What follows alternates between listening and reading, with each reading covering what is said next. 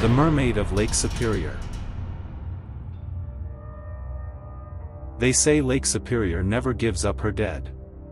The water is too cold, too deep, and too mysterious. But if you ever walk alone along the foggy shorelines near the Apostle Islands, and the mist hangs low over the black waves, you might hear her song, a haunting melody that seeps into your bones like ice water. They call her the Mermaid of Lake Superior, though she is not like the shimmering sirens of fairy tales. Witnesses describe her as pale as moonlight, with long hair the color of river moss and eyes the hue of drowned steel. Her tail is not sparkling but scaly and dark, like the skin of a lake trout. Her presence is not a blessing, but a warning. The earliest tales go back to Ojibwe legend. They spoke of a spirit called Nabainabe, a water being, half human, half fish, who guarded the lake's balance. The elders said she would sing to fishermen who disrespected the water, dragging their boats under if they took more than they needed or ignored sacred offerings. Back then, she was a protector. But over time, something changed. In the 1800s, as shipping routes grew and industrial ships tore through the lake, stories of her became darker. Crews reported seeing a woman floating far from shore, her arms outstretched as if in distress. Those who tried to rescue her were never seen again. Others claimed to hear weeping beneath the hull, soft and sorrowful, like someone mourning deep below.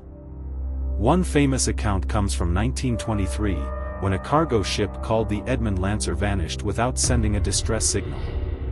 The weather was calm, the sky clear. But weeks later, the wreckage washed up in pieces along the Canadian shore. Among the debris, a sailor's journal survived. His final entry read, "She watches us from the rocks. No one else sees her, but I do. Every night, she gets closer. Last night, I heard her voice in my dreams, singing to me, calling me home."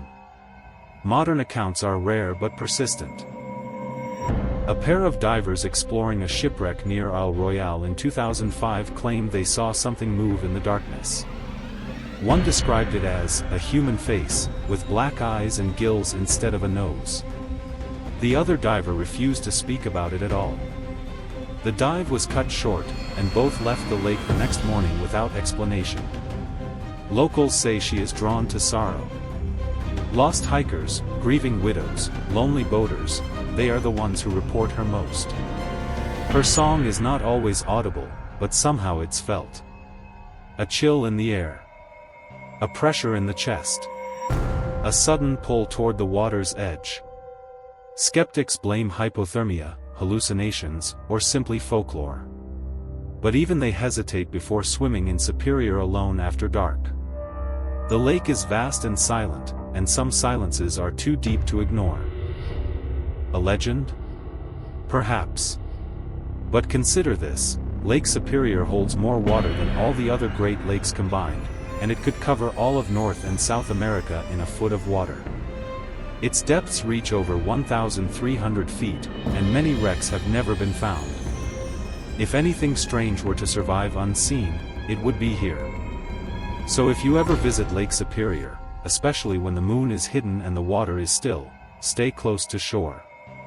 Don't answer voices that rise from the waves.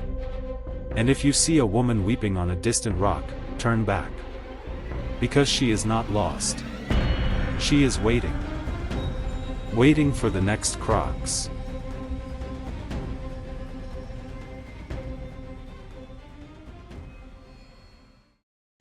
Thank you so much for watching the entire video. I wish you a day full of joy, good health, luck, and happiness. I look forward to seeing you again in my upcoming videos. Take care, stay positive, and all the best. Warmest regards and goodbye for now.